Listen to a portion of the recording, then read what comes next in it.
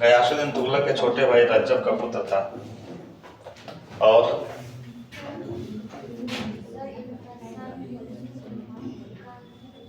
रज्जब का विवाह पंजाब के शासक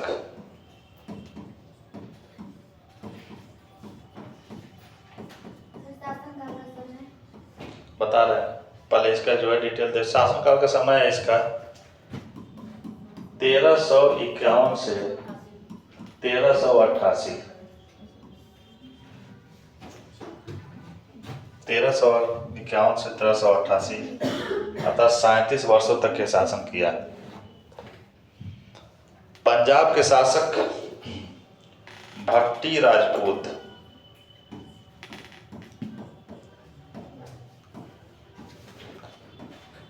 रणमल की पुत्री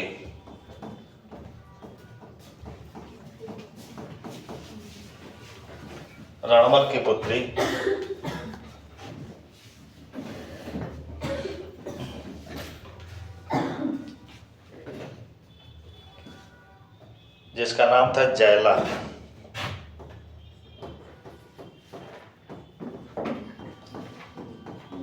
से हुआ था।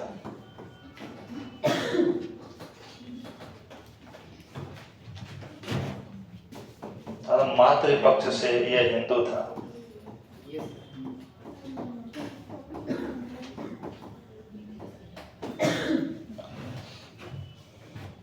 इस प्रकार फिरोज तुगलक मोहम्मद बिन तुगलक का चचेरा भाई था। फिरोज तुगलक मोहम्मद बिन तुगलक का चचेरा भाई था। सर मान लीजिए कोई मुस्लिम शासक किसी हिंदू लड़की से शादी कर रहा है तो वो तो मुस्लिम हो गई और जो लड़की है उसके पक्ष वाले हिंदू हैं तो फिर ये संबंध तो कांटेक्ट तो रहता होगा तो वो संबंध कैसा रहता होगा सर? संबंध आपस में जैसे वो तो मुस्लिम है हाँ। और वो मुस्लिम है उसका पति ये हिंदू इसके बीवी वाला है तो फिर संबंध या तो टूट जाता होगा अगर रहता होगा तो किस प्रकार का रहता होगा? मधुर संबंध रहता था। यही से तो देख के अकबर राजपूत नीति लाया था। जिस परिवार में लड़की की शादी हो गई तो रिश्तेदारी हो गई। ये सोच जो है मिडिल क्लास की है कि लड़की अगर जो किसी इंटरकास्ट पे शादी हो गई उसकी और वो सब मिल के, इस समय क्या है कि कोई चाह के जो सेम कास्ट ही करता है गार्जियन, इंटरकास्ट जो शादियाँ हो रही है लड़के लड़कियाँ कर रहे हैं तो ऐसी कंडीशन में रिलेशन टूट जाता है, कोई बहुत अच्छा संबंध नहीं रहता है। लेकिन ये राजनीतिक रिलेशन थे। ये इसमें तो सेल्फिशनेस ज़्यादा होता होगा ना? सेल्फिशनेस क्यों? क्योंकि वो शासक वर्ग है तो वो अपना मतलब निकालने के लिए होता होगा इसी से, लेकिन ये तो संबंध बनते हैं इसमें तो दिल का रिश्ता होता है। क्या इंटरकास्ट में जो संबंध बनते हैं दिल का रिश्ता होता है? एक से दो लोग पक्ष के होते हैं, बाकी लोग तो एकदम विपक्षी हो जाते हैं ना। नहीं, तो इसमें में जो राजनीतिक संबंध बनते थे यह भी जो है एक तरह से राजनीतिक संबंध का मतलब कि जो दिल से कह रहे हो उस तरह से तो नहीं होते थे, लेकिन बाद में चल के लोग स्वीकार कर लेते थे क्योंकि मुस्लिम रूलर था। ये जो सेंटर का पावर तो मुसलमानों के पास था, ये लोग क्षेत्रीय शक्ति थे तो एक तरह से अब इनके राज्य की सुरक्षा प्राप्त हो जाती थी, कोई अन्य आक्रमण नहीं होता था। तो इस तरह संबंध कोई बहुत वो नहीं था, बस संबंध बन गया। तो देखो भारमल आगे चल के शादी करेंगे अकबर से, अपने जाके शादी करेंगे, ऐसा तो नहीं कि अकबर जो जबरदस्ती कर रहा था। तो कहीं ना कहीं जो राजनीतिक रूप से राज्य की सुरक्षा के लिए ऐसा किया जा रहा था। चलिए, फिरोज तुगलक, इसकी उपाधियां सर जो ये भारमल से शादी किए थे अकबर से हाँ? तो ये महाराणा प्रताप से किसी न किसी प्रकार से रिलेटेड तो होंगे ही। भारमल हाँ, किसी न किसी प्रकार से पहले के रिलेशन तो था ही, इसीलिए कहा जाता है कि उनके भाई कीर्ति सिंह से शादी तय हुई थी जोधा की। और भारमल के पास में सबसे बड़ी समस्या ये थी ना कि मुगल डायनेस्टी का सीमा और भारमल की सीमा टकरा रही थी। तो कभी भी अटैक कर सकता था। वह कभी भी अटैक कर सकता था क्योंकि आगरा में राजधानी थी उसकी और जयपुर उन वालों का क्षेत्र है तो कितना दूर है। हाँ सटा हुआ है। सटा हुआ है। तो इसलिए जब वो जा रहा था, हालांकि आक्रमण करने के लिए नहीं जा रहा था हारून के राज्य पे, वो जा रहा था सलीम चिश्ती की दरगाह, शेख मोइनुद्दीन चिश्ती की दरगाह पे अजमेर दर्शन करने के लिए। इनको ये लगा कि अटैक करने आ रहा है। अब जब शासक चलेगा दर्शन करने के लिए भी, तो उसके साथ तो कम से कम 5 या 10 हज़ार की सेना तो रहेगी। लश्कर रहेगी। तो इनको लगा कि वो अटैक करने आ रहा है, तो बीच रास्ते में ही जाके उससे मिले और मिल के जो है उससे संबंध की बात की है। मैं आपका मित्र बनना चाहता हूँ और मित्रता के मोहर के रूप में मैं चाहता हूँ कि वैवाहिक संबंध स्थापित हो जाए। मेरी पुत्री है, मैं चाहता हूँ कि आपसे उसकी विवाह हो जाए। हालांकि अकबर तुरंत इसको स्वीकार नहीं किया था। अकबर कहा कि मैं दरगाह से दर्शन करके आऊँगा तो उसके बाद से फिर इस पर निर्णय लूँगा। सब जब शादी हो गई तो इनकी जो उनकी मंदिर भी है, आगरा के महल में छोटा सा मंदिर भी है जोधा में, तो वो पूरी तरह से एक्सेप्ट नहीं की। वो अंदर ये सारी चीज़ें जो है अकबर को कई पीढ़ियों से नॉलेज था। दरअसल कहा जाता है कि हुमायूं जब निर्वासन की जिंदगी जी रहा था तो फारस के शाह के यहाँ था। तो फारस के शाह ने इससे कहा कि आप हिंदुस्तान से बार बार इस तरह से बेदखल हो गए। वहाँ पे एक बहुत स्वाभिमानी जाति है राजपूत। फ्री के शूटर ही कहेंगे।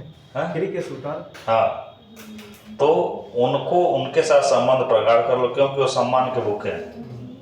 यदि सम्मान उनको दिए तो कहीं ना कहीं तुम्हारे लिए तुम्हारा राज्य अस्थायी हो जाएगा, नहीं तो लगातार तुमको संघर्ष करते करते बाहर करते रहेंगे। ये जब आया 1555 में, तो इसके पास टाइम नहीं मिला कि मुगल राजपूत संबंध को इस्टेब्लिश कर पाए। फिर हुमायूं ना सर, हुमायूं इसका बाप, अकबर का बाप। उसको तो एक बार मौका मिला था लेकिन उस मौके को गंवा दिया। अकबर का बाप जब 1555 में हुमायूं आता है तो 56 में मर जाता है साल भर के बाद। नहीं सर, वो जो राखी भेजी थी तो वो तो एक अच्छा मौका था राजपूतों से दोस्ती। हुमायूं के लिए तो मौका था ही, लेकिन गंवा दिया। लेकिन उसके साथ यह भी तो था, बहादुर शाह भी तो लेटर भेज दिया था जो कर्णवती के यहाँ। एक अवसर तो उसको मिला था लेकिन उसको गंवा दिया। यह बात अकबर को बताया था। इस संबंध में कहा जाता है कि अकबर की जो दादी थी अर्थात बाबर की माँ, वह भी इस संबंध के बारे में जिक्र की थी कि राजपूत स्वाभिमानी जाति है, यदि इसके साथ रिलेशन अच्छा कर लोगे तो तुम हिंदुस्तान में शासन कर पाओगे, क्योंकि वो शासक वर्ग है। यदि वह तुमसे मित्रता स्वीकार कर लिया तो बाकी प्रजा तो अपने आप स्वीकार कर लेगी। तो अकबर यही कारण है कि कभी वैवाहिक संबंध को बाध्यकारी नहीं रखा, कि राजपूतों से मित्रता करने के बाद वैवाहिक संबंध हो। कहा कि यदि स्वेच्छा से यदि कोई करना चाहे तो ठीक है, नहीं तो मेरे तरफ से कोई दबाव नहीं है।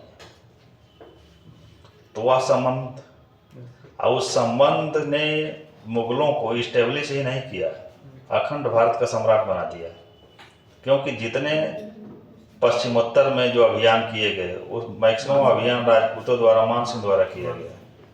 दक्षिण में शिवाजी को संधि किए, मनाए, वह भी काम किसने किया? मान सिंह ने किया। तो मान सिंह ने उनके लड़के जय सिंह ने किया। तो राजपूत जीत के साम्राज्य को मुगलों की झोली में डाल दिए। तो ये है। चलिए, मातृपक्ष से कौन था? हिंदू है। इसकी उपाधि, पहली उपाधि है सैयद उस सलातीन। सैयद उस सलातीन, यह उपाधि खलीफा द्वारा दिया गया था।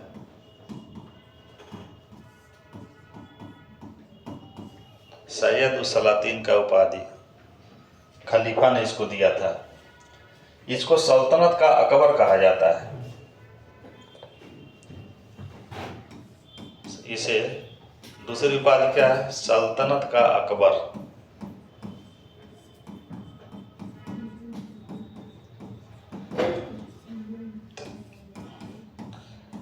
इसे सल्तनत का जय सिंह कहा जाता है। जय सिंह की क्या उपलब्धि थी? जय सिंह सर, वो बहुत दूरदर्शी आदमी था जय सिंह। और लड़ाकू भी था, बुद्धिमान भी था और आर्किटेक्चर में अच्छा काम किया।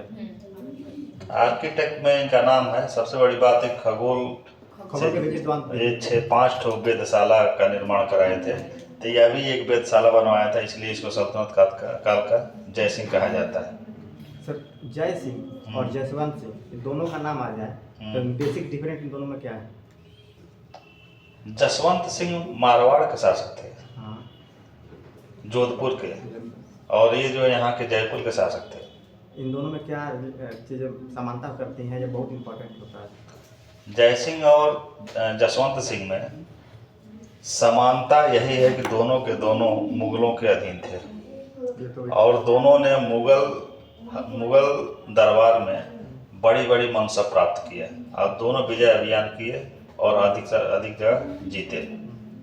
असमानता में देखोगे तो जय सिंह की उपलब्धि विजय अभियान तो था ही, साथ में रचनात्मक कार्यों में जय सिंह जसवंत सिंह से बहुत आगे थे। वेधशालाओं का निर्माण करवाना, पिंक सिटी जो हम कहते हैं जयपुर को पिंक सिटी, तो पिंक सिटी के रूप में बसाने वाले जय सिंह ही, ये इन दोनों में अंतर है। चलिए, धर्मांधता चौथा, इसे सल्तनत का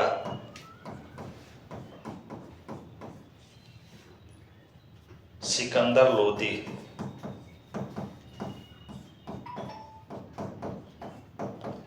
एवं औरंगजेब कहा जाता है।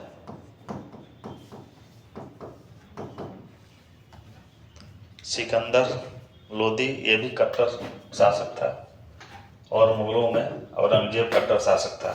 तो धर्मांधता के मामले में इसको सल्तनत काल का सिकंदर लोदी एवं औरंगजेब की उपमा दी जाती है। इसका मूल नाम था कमालुद्दीन फिरोज, शासक बनने के बाद रखा है अपना नाम फिरोज तुगलक। मूल नाम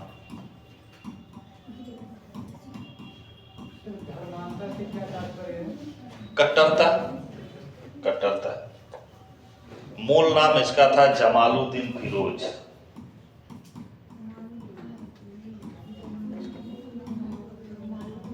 जमालुद्दीन फिरोज, और जब शासक बना तो इसका नाम हो गया फिरोज तुगलक। शासक बनने के बाद यह फिरोज तुगलक अपना नाम रखा।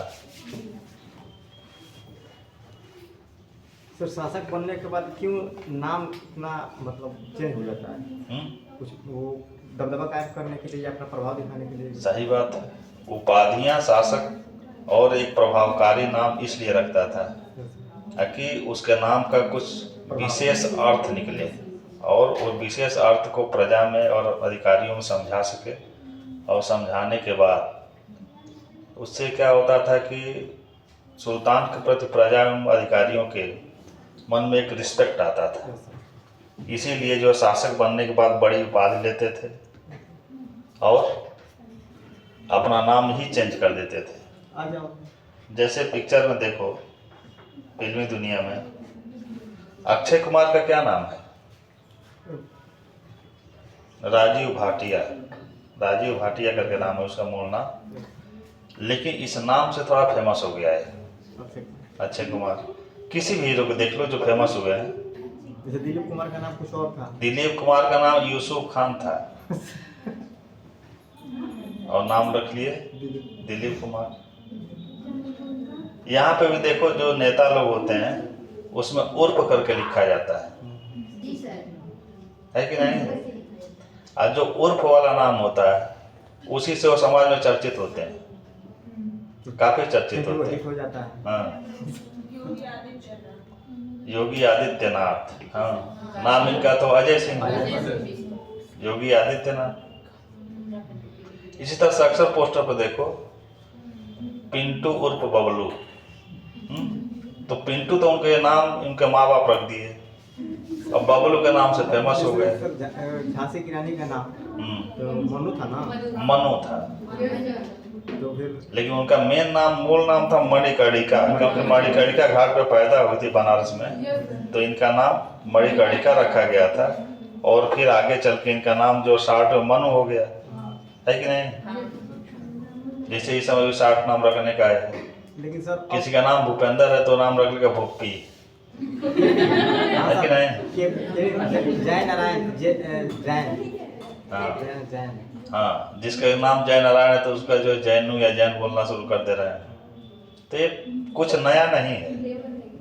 जो कुछ भी अभी फिरोज को आप लोग देखोगे ना, देखोगे कि शासन प्रशासन में जो कुछ भी हो रहा है वो सारी चीज़ों को जो है, इसीलिए बहुत इम्पोर्टेंट शासक है। आज जो चीज़ें जो है हम वेलफेयर स्टेट में करते हैं, वह सारी चीज़ों को लागू कर चुका है फिरोज तुगलक। चाहे वो खैराती अस्पताल बनवाना हो या फिर दान विभाग बनाना हो, रोजगार दफ्तर बनाना, सारी चीज़ों का गठन कर दिया था। इसीलिए बहुत फेमस शासक है। सर नाम का तो असर पड़ता ही है सर, जैसे क्यों नहीं?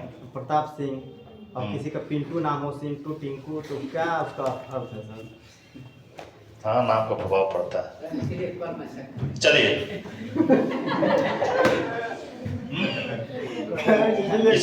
इसके कॉन्सेप्ट को समझो, ये क्यों इस तरह का शासक निकला। पहली बात यह है कि जब एमबीटी शासक था, मोहम्मद बिन तुगलक सब शासक था, तो उससे कोई वर्ग खुश था? कोई वर्ग खुश नहीं था। कहाँ उसकी मृत्यु हुई?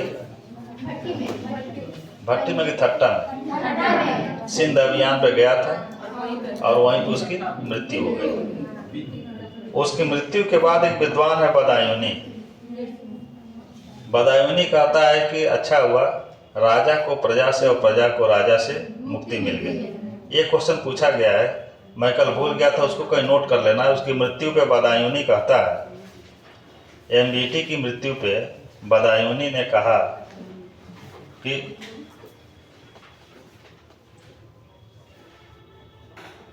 मोहम्मद बिन तुगलक की मृत्यु पे बदायूनी ने कहा कि राजा को प्रजा से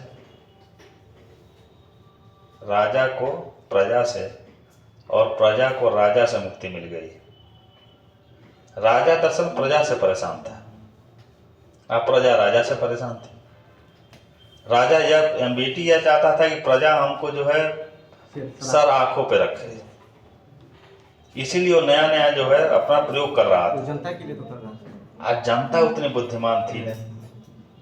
जनता को लगता था कि यह जो नई नई योजना लेके आ रहा है या हम लोगों को दंड देने के लिए लेके आ रहा है, तो प्रजा परेशान थी। एक जगह एमबीटी स्वयं कहा है कि मैं अपने प्रजा को तब तक दंड देता रहूंगा जब तक या तो मैं मर न जाऊं या प्रजा सुधर न जाए। मेरा कोई भी इतना योग्य वजीर नहीं है जो कोई ऐसा उपाय बता दे जिससे कि प्रजा सुधर जाए, और जब वो सुधर जाए तो मैं भी सुधर जाऊं। अपने आत्मकथा में लिखा है। सर इसका तौर से यही निकलता है कि जो प्लान बना रहा था उस पे अटल विश्वास था उसको कि हाँ ये सही है। अटल विश्वास था, लेकिन उसके अंदर एक डिमेरिट थी, अधीर आदमी था, पेशेंस उसके पास नहीं था। और कोई भी योजना आप बनाएंगे, एक मान लो दुकान ही खोल दिए, क्या दुकान जिस दिन खोलते हैं उसी दिन से लाभ कमाना शुरू करेगी? बिजनेस का नियम है, जिस दिन आप खोलते हैं उसके बाद उसका कर्व डाउन हो जाता है, अब कुछ दिन के बाद उठेगा वो। इसीलिए कहा था कुछ दुकानें जो है एक पीढ़ी यदि बाप कर रहा है तो उसका लाभ उसके बेटे को मिलता है। अक्सर में बिजनेस में ये देखा जाता है। बहुत जल्दी वही उस तरह का था उसका। चलिए, एमबीटी से कौन कौन नाराज है? प्रजा नाराज है ना?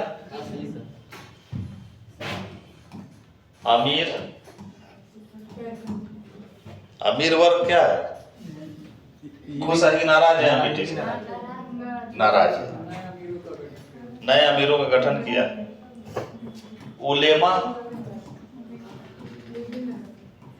उलेमा वर्ग भी नाराज था। सैनिक, जो राजा 34 जिसके शासन काल में 34 बार विद्रोह हो चुके हों, इसका मतलब सैनिक भी उस राजा से खुश नहीं।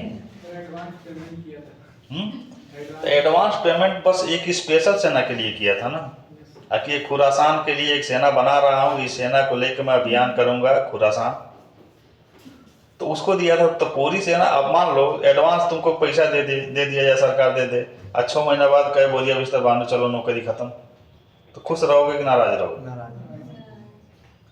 ये जो अग्निवीर वाला कॉन्सेप्ट सरकार लेके आई है, इसमें एक डिमेरिट दिख रहा है कि नहीं? 4 साल तक वो बच्चा जो है सेना में रहेगा, सेना की बारीकियों को जान जाएगा, और आज जिस देश में और अगल बगल पड़ोसी देशों में भी गरीबी व्याप्त है, आतंकवाद व्याप्त है, तो ये लड़के डाइवर्ट होकर पैसा के लालच में अगर चले गए उधर आतंकवादियों की तरफ, तो सरकार के लिए तो खतरा है, क्योंकि वो आर्मी का फुल ट्रेनिंग लिया है। तो वही तो ये भी किया, 6 महीना बाद वो सिपाही बेरोजगार हो गए। प्रजा, अमीर, उलेमा, सैनिक, ये सब के सब इसे नाराज है। और कोई वर्ग है शासन में? एक प्रजा होता है जिस पे राजा शासन करता है, एक अमीर वर्ग है जो सेनापति है, एक उलेमा है जो धर्म के मामले का जानकार है, वो चाहता है कि धार्मिक रूप से शासन चले, और सैनिक जो इसके जो दाहिने बाएं हैं।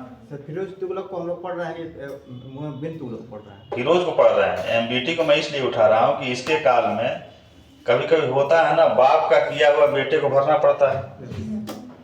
तो शासन तो ये भी लंबा किया है, 25 से लेकर 51 तक कई साल शासन हो गया? 26 साल तक। तो 26 साल में जो एक ये था, वही उसके सामने चुनौती बन के खड़ी थी। जब हम मूल्यांकन लिखेंगे तो ये सब चीजें जो है उठानी पड़ेगी, इसलिए मैं एमबीटी को से फिर उठा रहा हूँ इसको। प्रजा, अमीर, उलेमा और सैनिक। और अगला है प्रगतिशील सोच।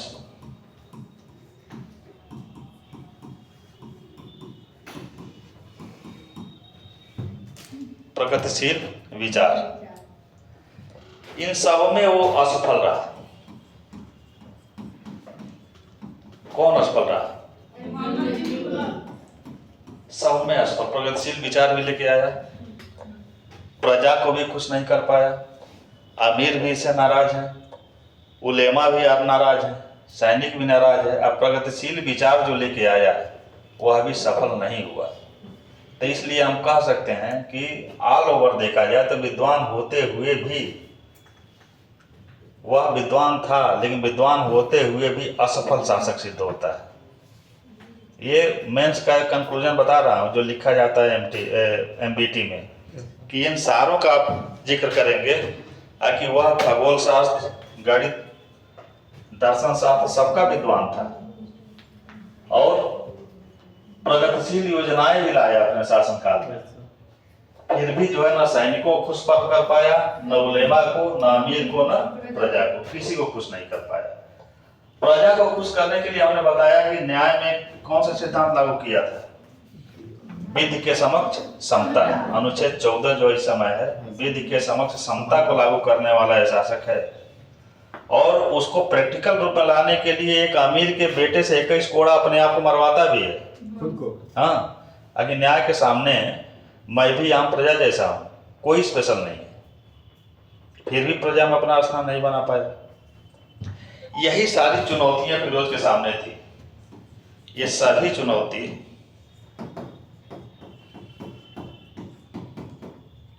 फिरोज के समक्ष थी। देखो यहां से मेंस इंटरव्यू दोनों का क्वेश्चन है। फिरोज और मोहम्मद तुगलक से कमीशन में इंटरव्यू में क्वेश्चन जरूर पूछा जाता है। यदि पूछ लिया जाए कि फिरोज तुगलक के सामने जो चुनौतियां थी वो कहाँ से आई थी, तो सीधे एमबीटी से आई थी। अब कौन कौन चुनौती थी? प्रजा खुश नहीं थी, अमीर भी खुश नहीं थे, उलेमा भी खुश नहीं थे, सैनिक भी खुश नहीं थे। प्रगतिशील विचार जो लेके आया, जो योजनाओं को, वो भी सफल नहीं हो पाया। इसलिए फिरोज तुगलक जब शासक बना तो सारे चुनौती के रूप में खड़े थे, और यही कारण है कि फिरोज तुगलक को तुष्टीकरण का नीति अपनाना पड़ा।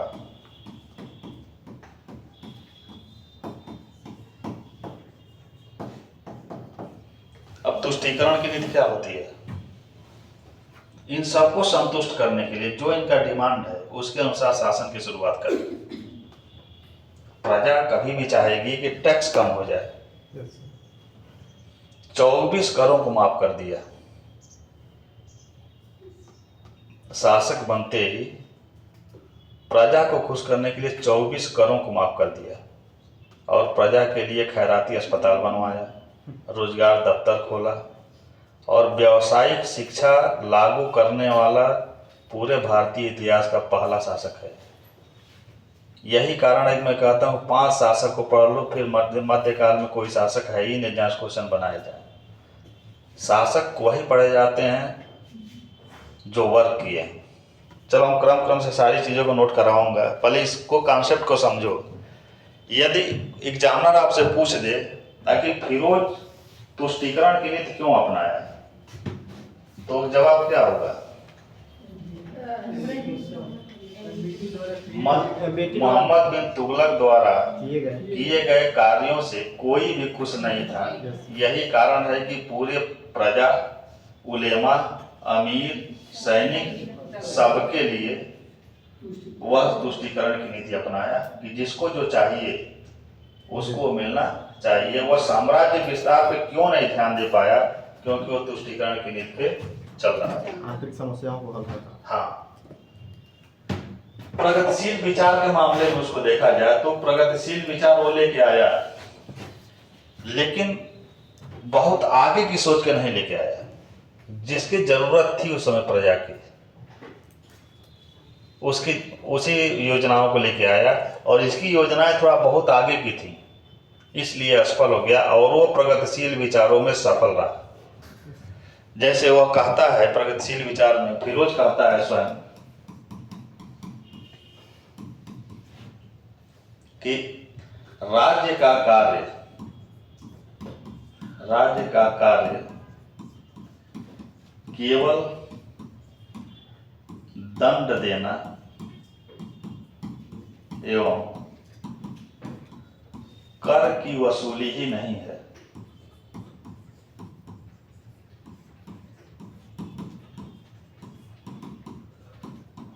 बल्कि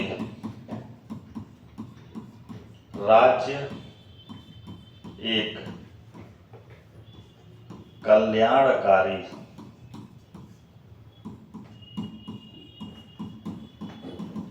संस्था है। राज्य क्या है? वेलफेयर स्टेट है। अब वेलफेयर स्टेट पर कब शुरुआत हुई? 21वीं सदी में आके वेलफेयर स्टेट पर हम लोग वर्क करना शुरू किए हैं। 20वीं सदी में भी वेलफेयर स्टेट का कॉन्सेप्ट तो आ गया था, लेकिन उसको वर्क नहीं कर रहे थे।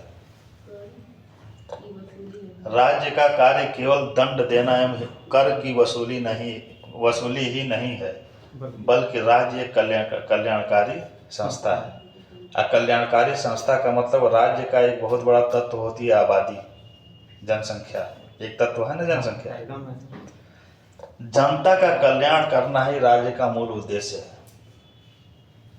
आज हम देख रहे हैं कि सबके तरफ सरकार का निगाह है, चाहे वो विकलांग हो, विधवा हो, वृद्धा हो, ये सारी चीज़ों पर ध्यान देने वाला फिरोज तुगलक है। आज के राज्य से आप तुलना करके मेंस में लिख सकते हैं कि आज राज्य जो अपने प्रजा के हित में नीतियां बना रहा है, उसी तरह से जो है फिरोज तुगलक आज से कई सौ साल पहले 700 वर्ष पहले इस तरह की नीतियों को बना चुका है।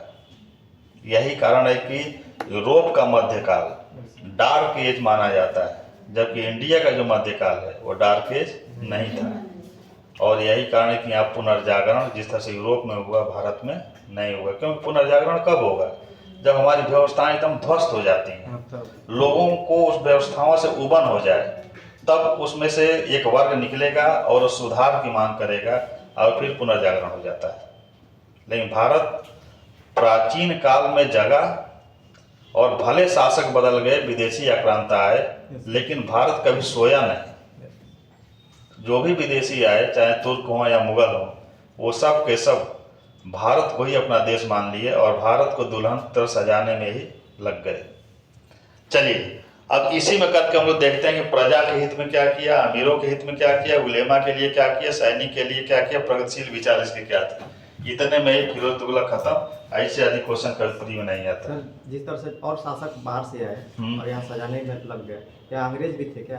अंग्रेज नहीं, अंग्रेज जो है,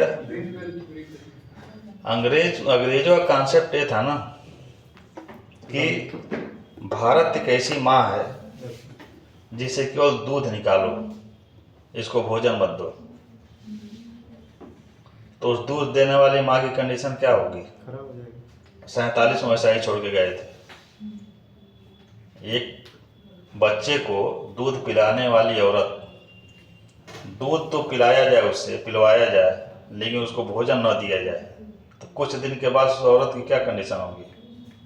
एकदम जर्जर हो जाएगी, हो सकता मर भी जाए। अंग्रेज जब भारत को छोड़े 47 में, तो उसी तरह की कंडीशन भारत की थी।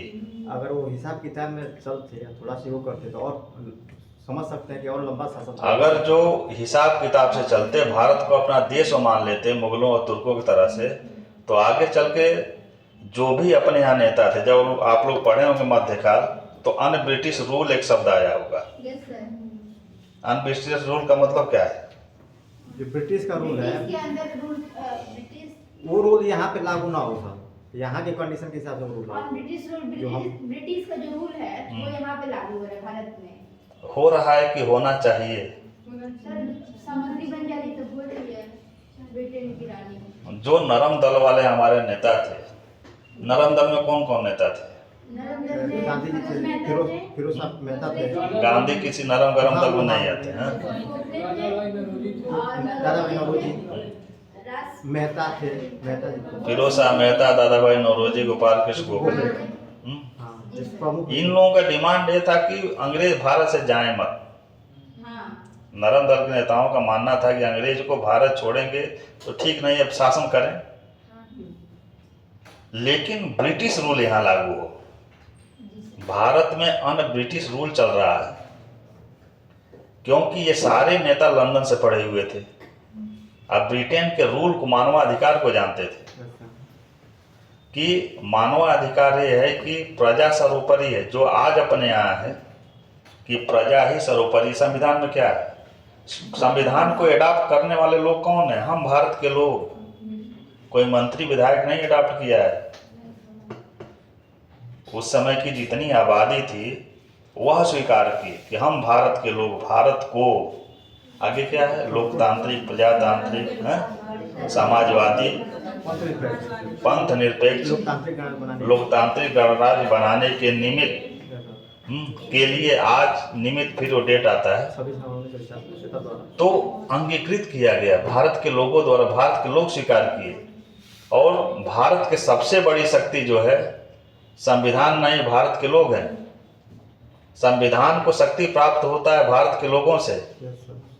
भारत के लोग एक्चुअल में एक बार जग गए तो कोई शासन नहीं रहेगा, शासन तुरंत बदल जाएगा। ऐसा हो भी चुका है जेपी आंदोलन में। 1975 में जब इंदिरा गांधी द्वारा कुछ योजनाओं को यहाँ पे लाया गया, जिसमें विशेष थी नसबंदी, तो जेपी आंदोलन बिहार से उठा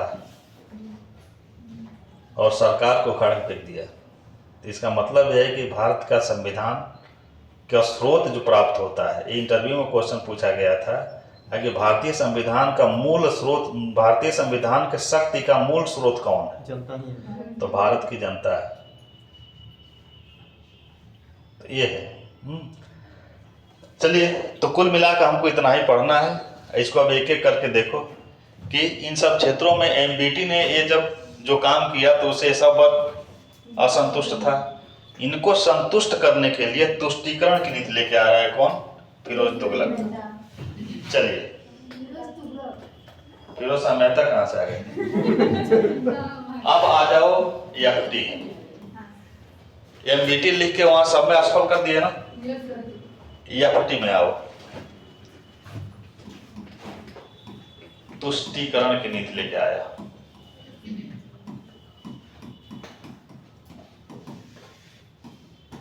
सबके लिए पहला है प्रजा, इसको कैसे खुश किया जाए, तो इसके लिए क्या लेके आया। दूसरा है अमीर वर्ग, इसको कैसे खुश किया जाए। तीसरा है आपका कौन, सैनिक। फिर अगला है उलेमा, धार्मिक लोग। और अंतिम है प्रगतिशील विचार।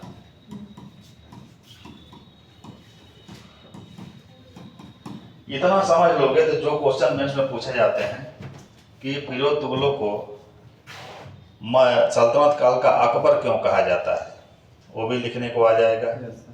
फिरोज तुगलक को सल्तनत काल का औरंगजेब और सिकंदर लोदी क्यों कहा जाता है, ये भी समझ में आ जाएगा। लेकिन बस इसी को, इतने ही विचार को समझना है। क्वेश्चन आया था कहीं कि बिजारत का स्वर्ण काल कहा जाता है, तो बिजारत क्या है और कैसे कहा जाता है। बिजारत का मतलब राजस्व विभाग।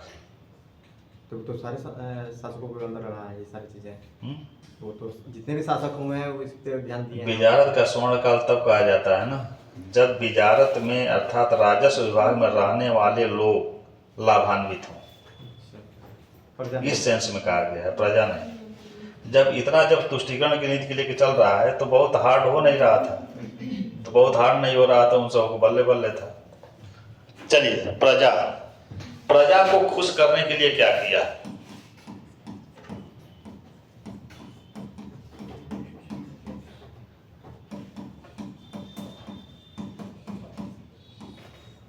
प्रजा को खुश करने के लिए पहला काम किया कि मृत्युदंड समाप्त कर दिया।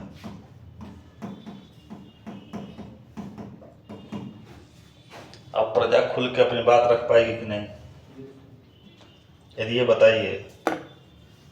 भारत की प्रजा है इस समय वर्तमान में, अगर जो इस तरह का विधान हो कि अगर जो संविधान के खिलाफ कुछ भी बोलोगे तुमको जो मृत्युदंड दे दिया जाएगा, तो प्रजा गूंगी हो जाएगी, कुछ बोलेगी ही नहीं कि भाई कुछ भी बोलेंगे मृत्युदंड। तो पहला काम क्या किया, मृत्युदंड समाप्त कर दिया। दूसरा काम प्रजा को खुश करने के लिए टैक्स, राजस्व 24 करों को माफ कर दिया।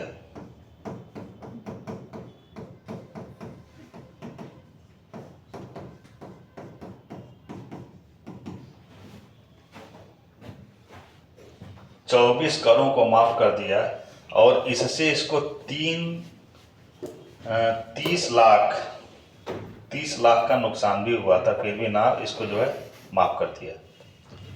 24 करोड़ को माफ कर दिया और 5 मात्र इस्लामिक दुनिया के अनुसार 4 करों को लगाया। 4 कर वसूलता था, क्या है, खुम्स, ज़कात, जजिया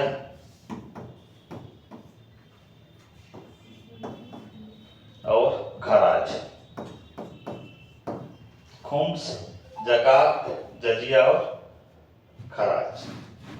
इस्लामिक दुनिया में यही 4 कर मान्यता प्राप्त थे। भारत में आने के बाद शासकों द्वारा कर को बढ़ाया गया, लेकिन ये 4, 1 कर एक्स्ट्रा लगाया हो, 1 कर एक्स्ट्रा लगाया, हक ए सर्व। इस टैक्स की शुरुआत करने वाला फिरोज तुगलक है। एक पूछा गया है कि हक ए सर्व नामक कर किसके द्वारा आरोपित किया गया था सबसे पहले, तो फिरोज तुगलक, क्योंकि जितना ये माफ किया था वो उसके माध्यम से वो वसूल सके। हक के सर्व इतना शानदार कर था इसका ना। हक के सर्व सिंचाई के लिए लिया जाने वाला कर था, सिंचाई कर था।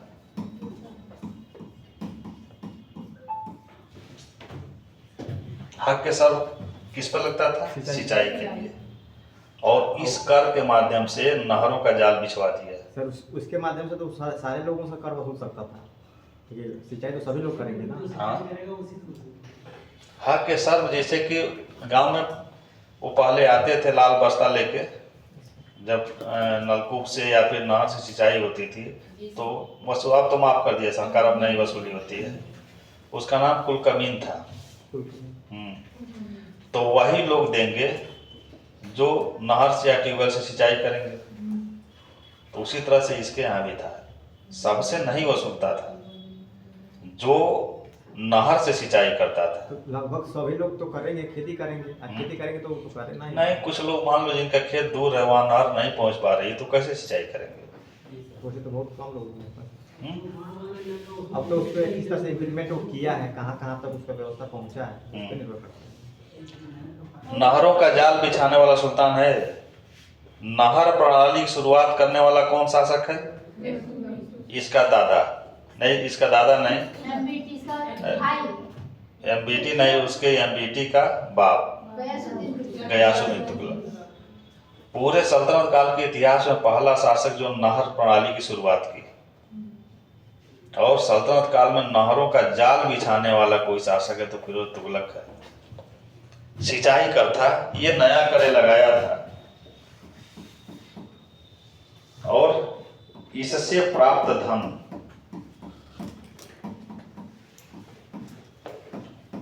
जो भी राजस्व इससे प्राप्त होता था हक के सर्व से, इससे प्राप्त धन विद्वानों पर खर्च करता था।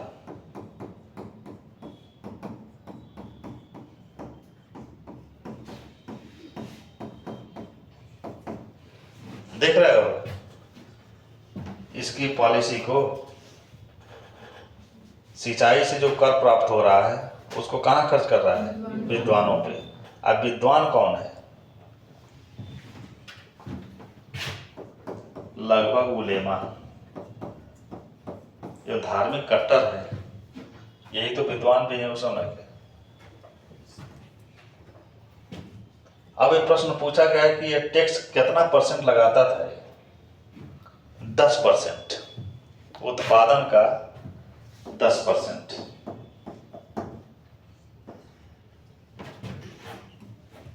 यह टैक्स उत्पादन का 10% होता था। तो मध्यकालीन शासक जो किसानों के लिए, इससे किसान खुश होंगे कि नाराज होंगे? खुश होंगे, क्योंकि उत्पादन बढ़ेगा।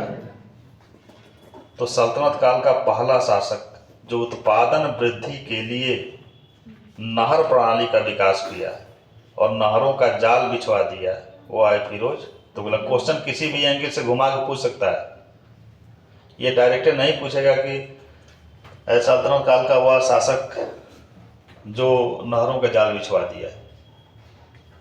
पूछ सकता है, पीसीएस पूछता है, लेकिन आईएएस घुमा देगा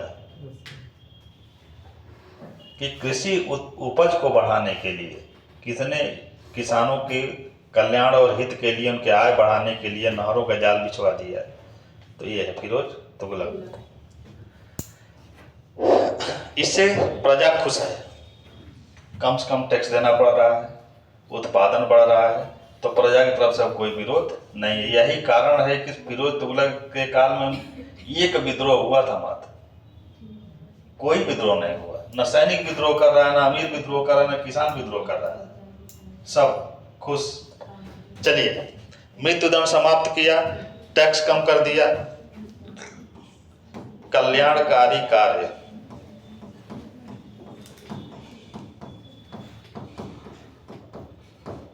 एकदम टेबल बना के लिखना है इसको, ताकि याद करने में आसानी रहे। कल्याणकारी कार्य में राज्य क्या करता है? इस समय वेलफेयर स्टेट अर्थात कल्याणकारी राज्य कॉन्सेप्ट पे राज्य अपना कार्य कर रहा है। शिक्षा स्वास्थ्य पे ज्यादा ध्यान देता है। शिक्षा, स्वास्थ्य और रोजगार पे ज्यादा ध्यान देता है। रोजगार और जो हेरिटेज है अपना आपको बचाए, वो तो गवर्नमेंट है। वो भी ठीक है, हाँ वो भी सही है। ये सारा काम फिरोज कर रहा था। देखो क्या क्या कर रहा था। कल्याणकारी कार्य में खैराती अस्पताल,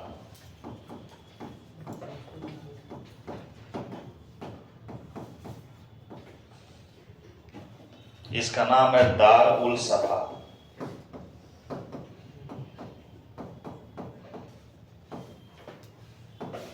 खैराती अस्पताल 5 बनवाया। इसका मतलब कि जो 1 रुपया पर्ची कटवाने का लगता है, उस समय 1 रुपया पर्ची कटवाने के लिए भी नहीं लग रहा था। आपको बीमारी है, आप जाइए अस्पताल में दवा कराइए। सर एक चीज़ कॉमन है, जितने भी शासक हैं, एक चीज़ सर, जिस तरह से मुस्लिम सर हिंदुओं में दाल में नमक के समान थे, तो ये जितने भी नाम रख रहे हैं मुस्लिम टाइप के ही रख रहे हैं। क्यों नहीं रखेगा? शासक वर्ग है, चाहे वो दाल में नमक के समान हो और चाहे बिना नमक के समान हो, शासन कर रहा है। कहीं ना कहीं उसके तलवार में दम है, शासन कर रहा है, तो रखेगा ही। आज योगी जी नाम क्यों बदल रहे हैं? शासन नहीं कर रहे तो योगी जी नाम बदल देते। सर अगर वो हिंदू के हिसाब से या जनसंख्या के हिसाब से दोनों को डिवाइड करके और उस तरह से रखता तो निष्पक्ष भी कहलाता और हिंदुओं में भी। यही काम तो आगे चल कर अकबर करेगा। इसीलिए जब इंटरव्यू में क्वेश्चन पूछा जाता है कि 2 महान सम्राट हुए, एक अशोक और एक अकबर, इन दोनों में महान कौन था? तो अशोक को क्यों कहा जाता है? क्योंकि अशोक जिस समय शासन कर रहा था, उस समय कोई मॉडल उसके पास शासन का नहीं था। इनके पास फिरोज तुगलक जैसा शासक पहले से शासन कर चुका है। अकबर, अशोक स्वयं शासन कर चुका है, समुद्रगुप्त शासन कर चुका है, इल्तुतमिश शासन कर चुका है, बलबन शासन कर चुका है। ये सारे मॉडल अकबर के सामने हैं। बस उसमें से चुन लेना है। अब या चुन लो या मिला के एक शानदार मिक्सर तैयार कर लो। तो अकबर तो वही किया था। इसीलिए अकबर अशोक से बहुत कम महान था, अशोक इनसे बहुत अधिक महान था। ये कॉन्सेप्ट लेके आ रहा है इनके पहले ही, खैराती अस्पताल, और 1 2 नहीं 5 अस्पताल का निर्माण करवाता है। ये क्वेश्चन इस तरह से पूछा जाता है, दार उल सफा किससे संबंधित था? तो खैराती अस्पताल था। अगला विभाग क्या लेके आ रहा है?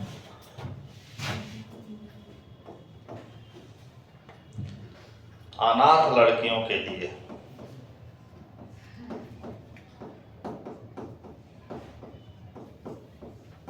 के विवाह के लिए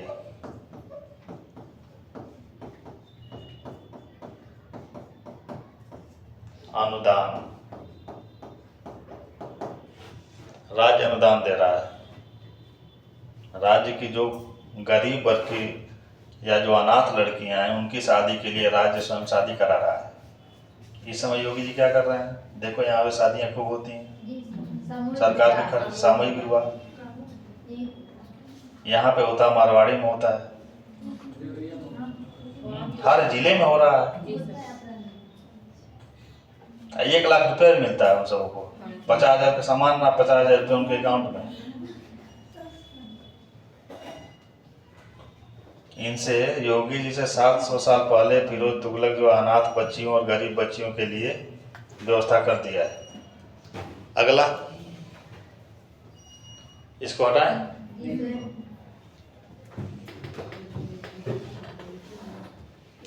खैराती अस्पताल, अनाथ लड़कियों के लिए विवाह, यह प्रजा में ही चल रहा है।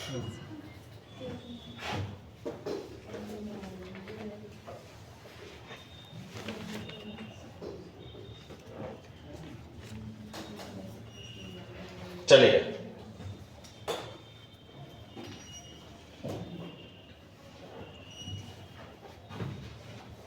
अगला काम, वृद्धा पेंशन।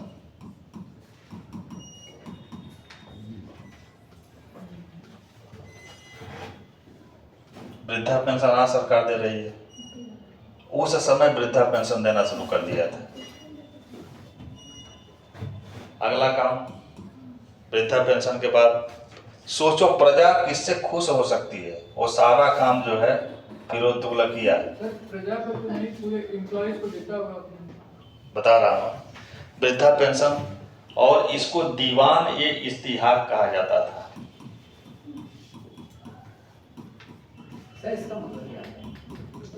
जिस विभाग से वृद्धों को पेंशन मिलता था, जैसे समाज कल्याण विभाग है, समाज कल्याण विभाग ही तो पेंशन देता है। उसी तरह से दीवान इस्तिहाक विभाग का गठन किया, और ये विभाग क्या करता था? बुजुर्गों को पेंशन देता था। सर ये बाहरी आक्रमण का डर नहीं था इसको? किसको? इसको क्यों नहीं था? तब इतना कैसे कर पा रहा है सर? जब सेना में वो कर दिया, काफी लिबरल है, उतना अंदर से वो है ही नहीं, वो सारी चीजें हैं, इतना वो तो देखो तो राजस्व की व्यवस्था कहाँ से कर रहा है? अभी प्रगतिशील सोच पे कहाँ पहुंचे? प्रगतिशील सोच पे पहुंचेगा तब ना पता चलेगा कि वास्तव में धन की व्यवस्था कहाँ से हो रही है। मतलब सेना पे अच्छा खासा ध्यान दे रहा है साथ साथ। निसंदेह दे रहा है। सेना पे ध्यान नहीं देता। ये बताओ, 51 से 88 37 वर्ष शासन किया, विद्रोह भी नहीं हुआ और कोई बाहरी आक्रमण भी नहीं हुआ। कहीं ना कहीं सेना मजबूत थी कि नहीं? So welfare state में इंटरनेशनल पीस भी आता है। हाँ, चलिए। दीवान इश्तिहाक अर्थात पेंशन विभाग, रोजगार दफ्तर,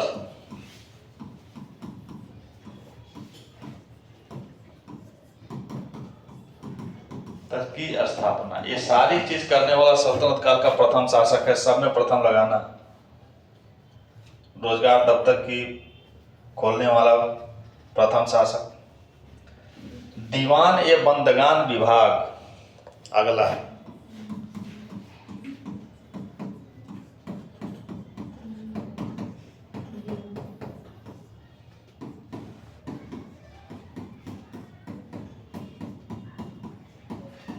दीवान ए बंदगान विभाग का गठन किया। और ये विभाग क्या करता था? गुलामों के लिए था।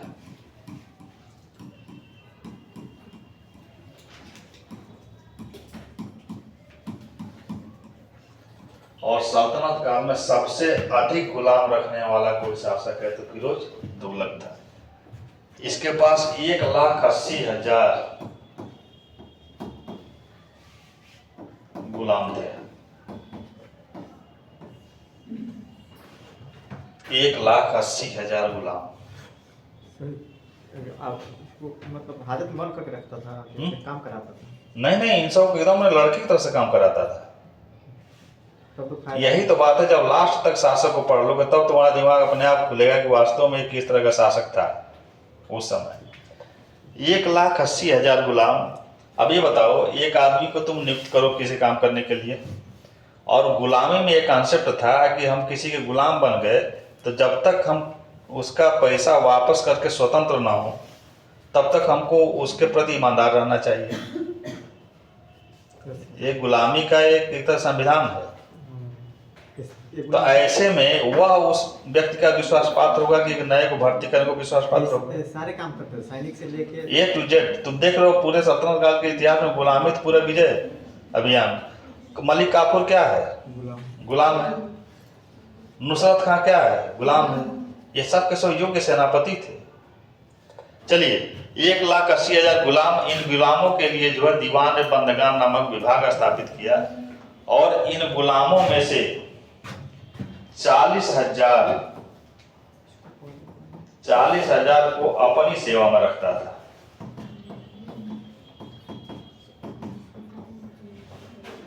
40,000 गुलामों को अपनी व्यक्तिगत सेवा में रखता था, और बाकी को कारखानों में काम करने के लिए नियोजित किया था। बाकी कारखाने में।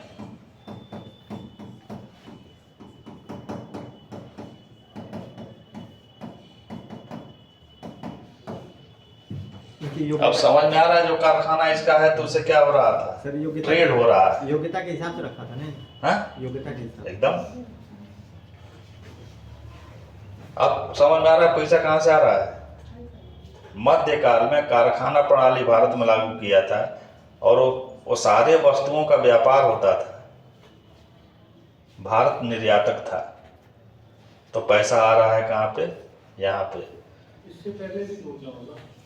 पहले होता था, लेकिन एक बड़े पैमाने पे नहीं हो रहा है। यहाँ पे इसके पास 36 कारखाने हैं, 36 कारखाने हैं। जैसे में सर मुख्य क्या? जैसे कि पताका बनाने वाला कारखाना, दैनिक जीवन में उपभोग करने वाले जो वस्तुएं हैं उनका कारखाना। हाँ, तो ये सारी चीजों का, हथियारों का कारखाना, ये सारे कारखानों में गुलाम काम करते थे। चलिए अगला, व्यावसायिक शिक्षा। शिक्षा लागू करने वाला सुल्तान।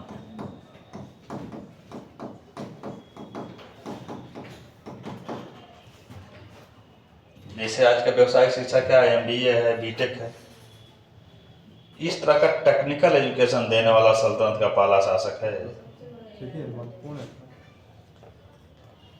बताओ, अब ये टेक्निकल लोग कारखानों में उनको नौकरी भी देता था, इसलिए रोजगार ब्यूरो का गठन किया है। रोजगार ब्यूरो का गठन किया है। आगे देखिए, दीवान ए रिसालत। दीवान ए रिसालत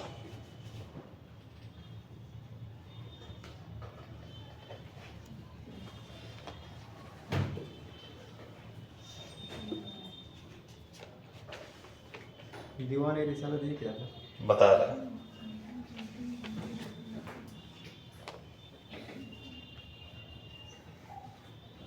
दीवान ए रिसालत इसके माध्यम से लोगों को नैतिक बनाने का प्रयास कर रहा था।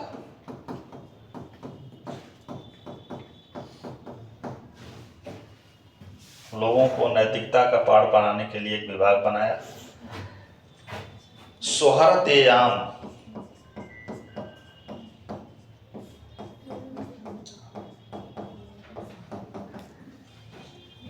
अगला विभाग के सारे में सबका गठन कौन कर रहा है? कोई अन्य शासक नहीं, फिरोज तुगलक। सर दीवान रिसालत का जो गठन कर रहा है सबको नैतिक बनाने के लिए, हाँ। इसमें धर्म के नाम पे कोई भेदभाव नहीं। नहीं, सबको बनना है। सबको नैतिक हो जाए। और नैतिकता का परिभाषा क्या है? नैतिकता का परिभाषा तुम लोग बताओ, कौन क्या है नैतिकता? नीति शास्त्र अभी पढ़ना बाकी है। नैतिकता के बारे में क्या आप लोग सोचते हो? सर मेरे हिसाब से मैं पढ़ा नहीं हूँ, अपने दिमाग से बता रहा हूँ, हम्म। जो तर्क पे आधारित हो और मानवता के अनुकूल हो। हम्म? मानवता के अनुकूल और तर्क पे आधारित हो। तर्क पे आधारित और मानवता के अनुकूल हो। ठीक है। मानवता क्या है? जिससे किसी को कष्ट न पहुंचे, नैतिक रूप से नैतिक आदमी के साथ नैतिक व्यवहार करना, अनैतिक आदमी को नैतिक बनाना, मतलब ये हो सकता है। यही सही है। बहुत शानदार परिभाषा बताए कि नैतिकता का मतलब यही होता है कि किसी मनो पर्यावरण या किसी भी क्षेत्र में कोई नुकसान पहुंचाए बिना एक प्रजा हित और मानव कल्याण के लिए कार्य करना ही नैतिकता है। अशोक के डेफिनेशन को भी ले अशोक का डेफिनेशन, धर्म धम आपस में बहु कयाने सच्चे सोचे दया दाने माधवे साधवे च। सही बात है, नैतिकता में भी है। तुलसी की लाइन को ले सकते हो, परहित सरिस धर्म नहीं भाई, पर पीड़ासन नहीं अधमाई। क्या दूसरे के हित चाहने से बड़ा कोई जो है परहित सरिस कोई धर्म नहीं होता है।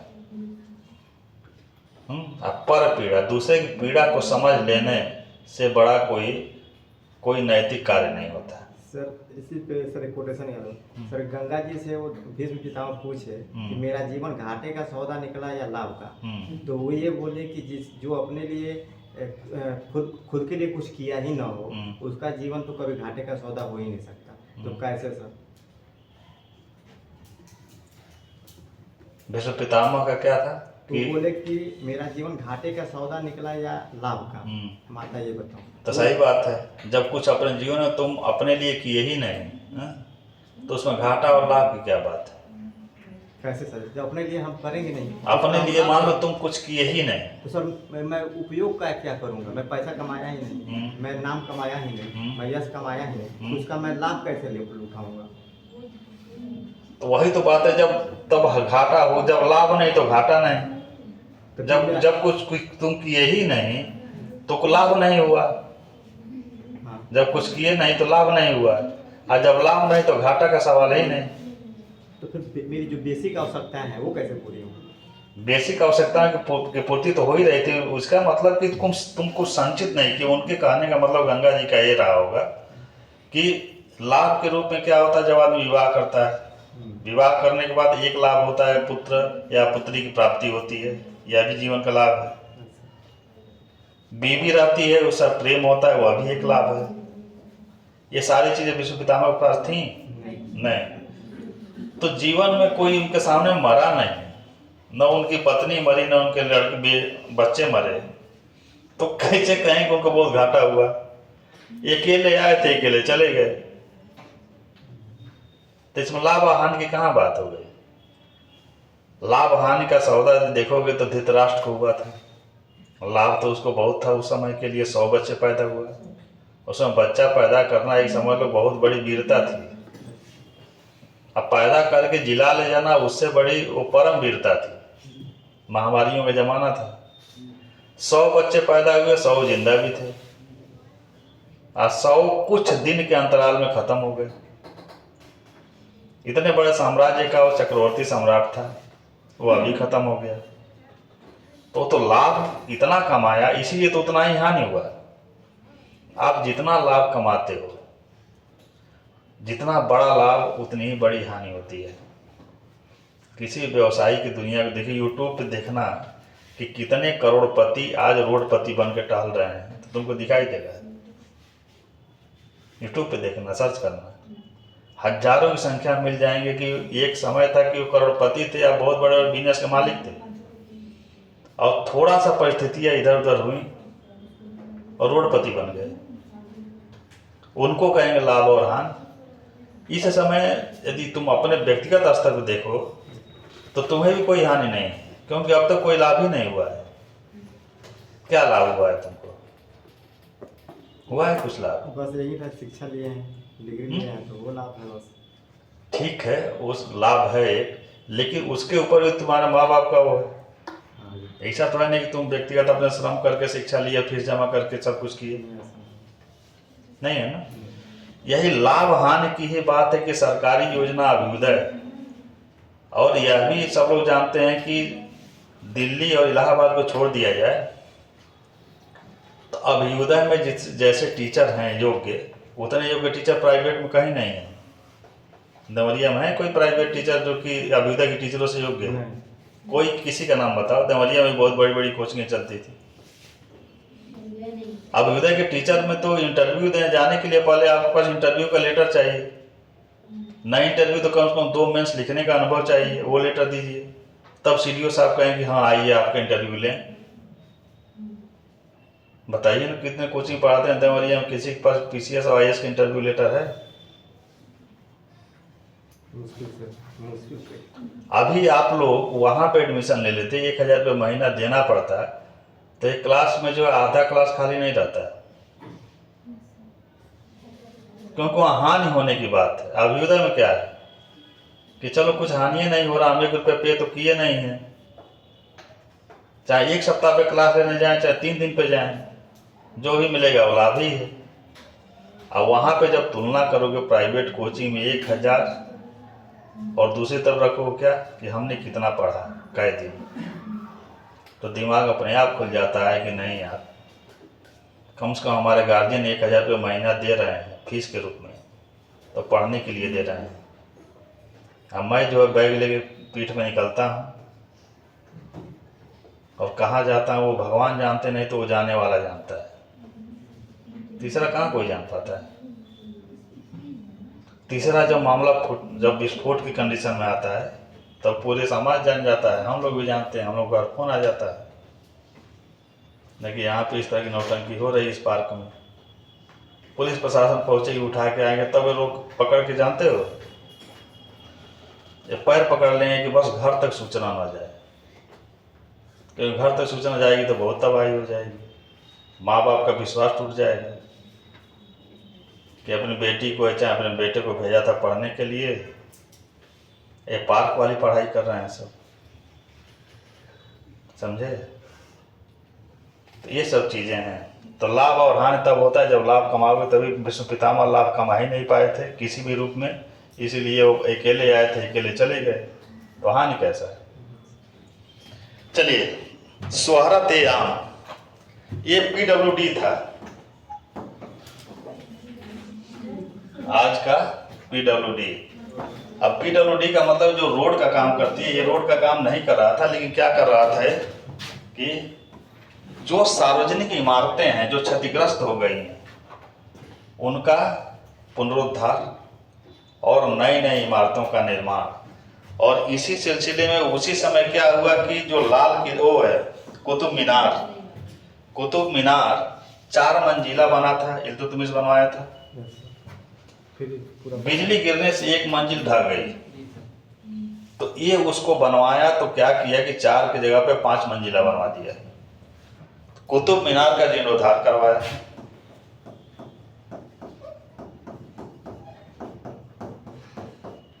कुतुब मीनार का जो क्षतिग्रस्त हो गया था उसका रिपेयर करवाया। और यह विभाग क्या करता था, जो जितने सूफी संत हैं, पहले के सम्राट बादशाह हैं, सुल्तान, इन लोगों के जो मकबरा था, इन मकबरे जो क्षतिग्रस्त हो गए थे उनका रिपेयर करता था।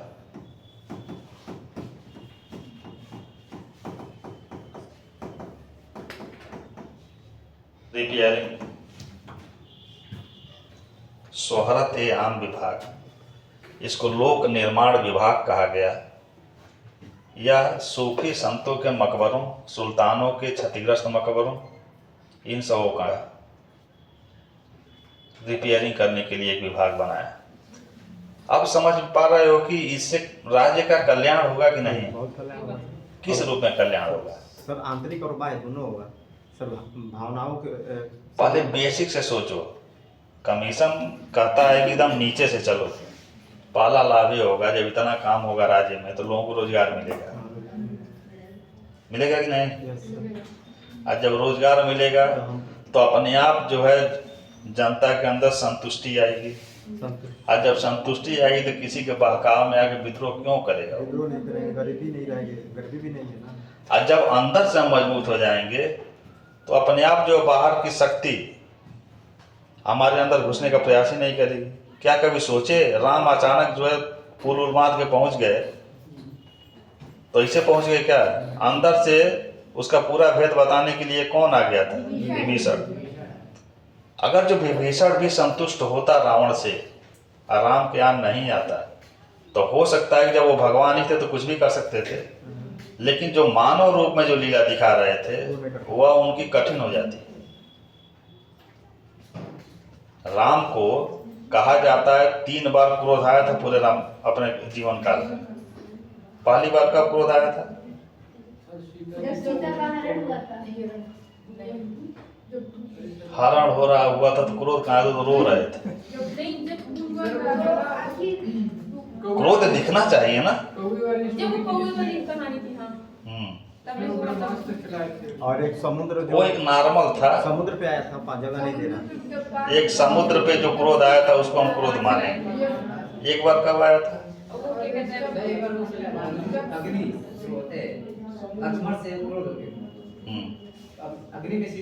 पहली बार उनको क्रोध, जो सबसे जबरदस्त क्रोध आया था ना, उस क्रोध में क्रोध ऐसा हो जिसमें कॉन्फिडेंस दिखे। पहली बार क्रोध आया था जब सीता का हरण हो गया और जटायु गिर पड़े हुए थे, तो पहला क्रोध राम को वहीं आता है। और वो कहते हैं कि बेटा ये बताओ, अब तो तुम मेरे पुत्र समान हो, क्योंकि देवासुर संग्राम में हम और तुम्हारे पिता एक ही साथ लड़ रहे थे। जटायु भी देवासुर संग्राम दशरथ के साथ लड़ा था। तुम्हारे पिताजी पूछेंगे तो मैं क्या बताऊंगा? ये बता दूं कि आपकी बहू को लंका का राजा लेकर भाग गया है। तत्काल तो मैं यही देख रहा हूं, मैं ही देखा कि दशरथ की बहू, अब क्लियर हो गया कि तुम्हारी पत्नी दशरथ की बहू है, और लेके चला गया रावण। एक सूचना तो ये पूछेंगे तो बता दें कि आपका लड़का बहुत दुखी है, बन बन भटक रहा है क्योंकि पत्नी को रावण लेके भाग गया। तो राम को वहां क्रोध आता है।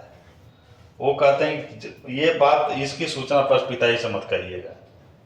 और मैं आपको विश्वास दिलाता हूं कि रावण ही अकेले नहीं, अपने बंधु बांधवों के साथ जाके हमारे पिता से कहेगा कि हमारा यही अपराध था जिसके नाते हमारे पूरा कुल का नाश हो गया। ये राम को अपने पे कॉन्फिडेंस है और क्रोध भी है, क्रोध के साथ कॉन्फिडेंस है। दूसरी बार कहाँ आ रहा है? 3 दिन तपस्या करने के बाद समुद्र जाने का रास्ता ही नहीं दे रहा है, उस समय क्रोध आता है।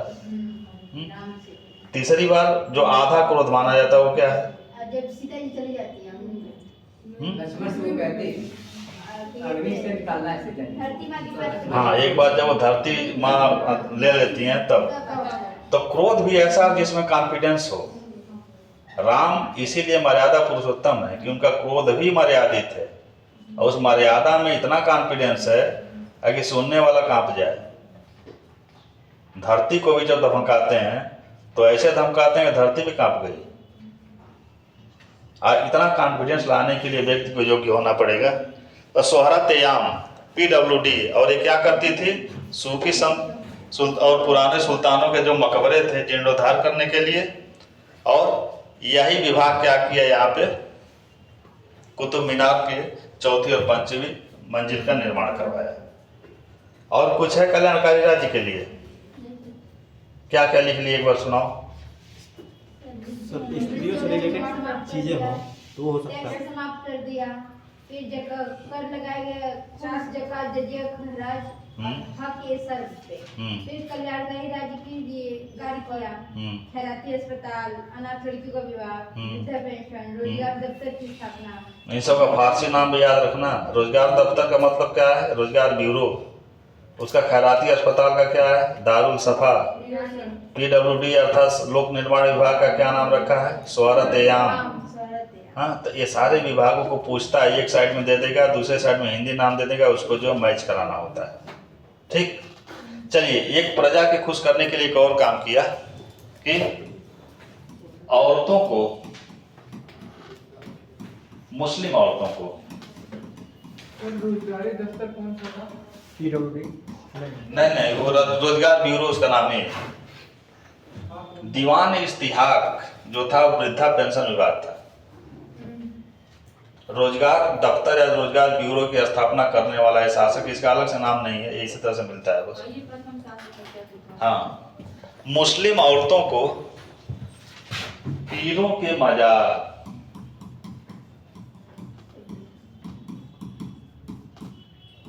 पर जाने से रोक लगा दिया। सर ये अच्छा कैसे है सर? हाँ? ये अच्छा कैसे? इसलिए तो औरतें नाराज हो जाएंगी। जो कि ये नियम लागू कर दे कि अब औरतें जो है कहीं मंदिर वंदिर में नहीं जाएंगी जहाँ पे कि बहुत भीड़ भाड़ होता है, तो उससे तुम खुश होगे नाराज होगे? व्यक्तिगत रूप से पूछ रहे हैं कि व्यक्तिगत रूप से ही बता रहे हैं। बताओ, मानो पुरुष के, एक पुरुष का प्रतिनिधि मान के बताओ कि जो पुरुषों की सोच होती है।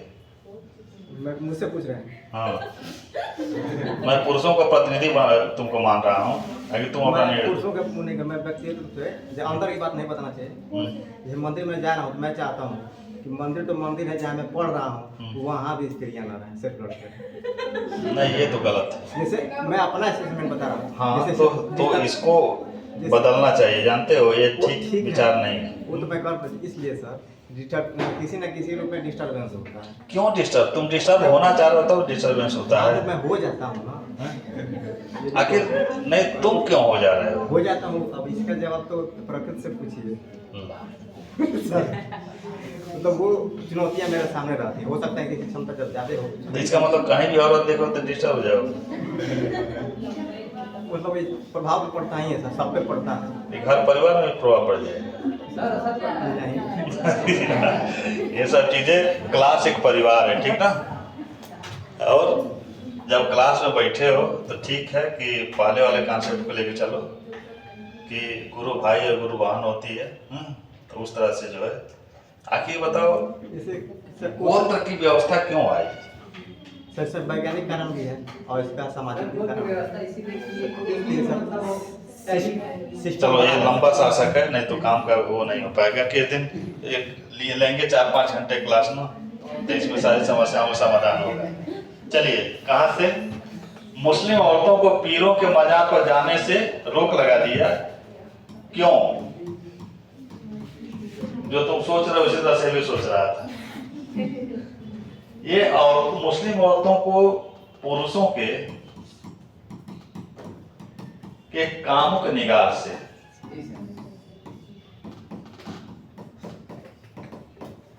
बचाना चाह रहा था,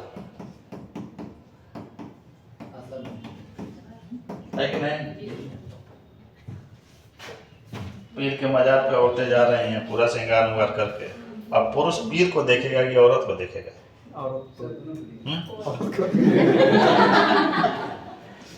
देखिए, दोनों को देखोगे तो उसमें से कुछ भी नहीं मिलेगा, ना औरत मिलेगी ना पीर मिलेगा।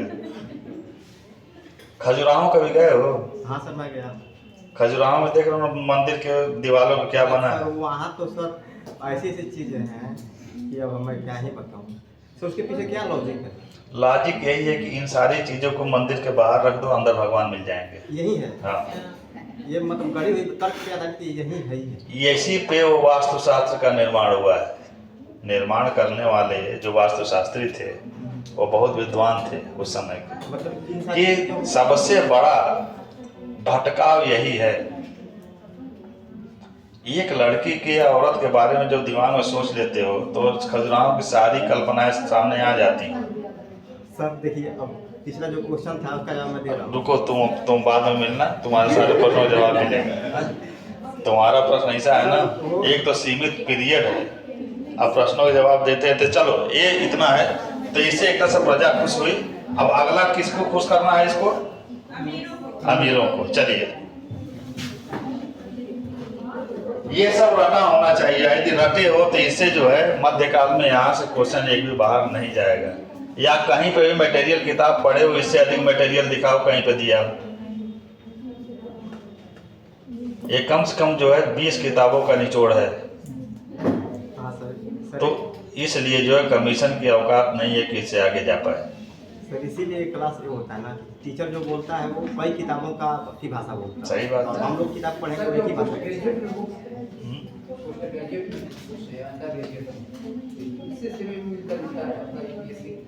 वो तो है, वही तो मुख है यार, वही सब किताबें हैं। चलिए, अगला जो है अमीर वर्ग।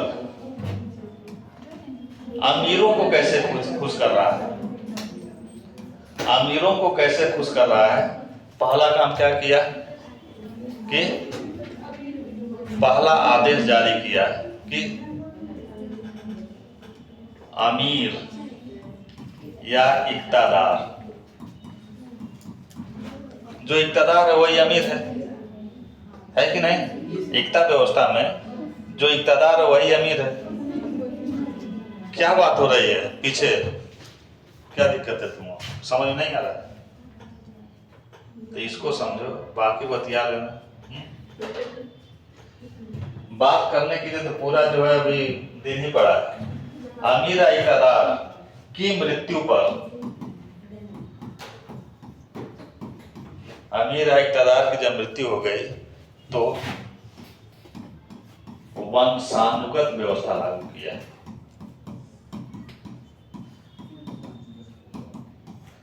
मृतक आश्रित नौकरी मिलती है ना जी सर। जी सर। किसी हर विभाग में समझ देखो, मैक्सिमम जो मृतक आश्रित ही बाबू हैं। सर पहले मिलता था, अब नहीं मिलता। क्यों नहीं मिल रहा है? क्यों नहीं मिल रहा है?